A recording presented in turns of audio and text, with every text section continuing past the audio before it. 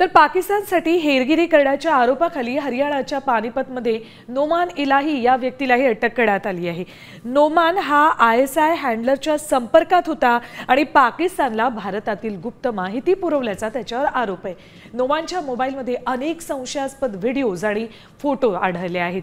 दरम्यान ISI handler बरोबर नोमानचं झालेलं बोलणंही आता समोर आलेलं आहे।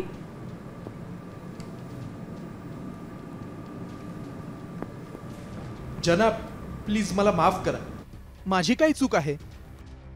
तू आता माझं काम करशील। कधी करणार तू काम? जी जनाब। मला भारतीय सैन्याचे 2 प्रिंट हवे आहेत। फक्त 2 दिवस जनाब। काश्मीरला जा आणि केंटचा फोटो मला पाठव। तिथलं लोकेशनही मला पाठव। जी जनाब। जम्मूला येणाऱ्या रेल्वेचं लोकेशनही पाठव आणि त्यात किती लोक आहेत तेही सांग।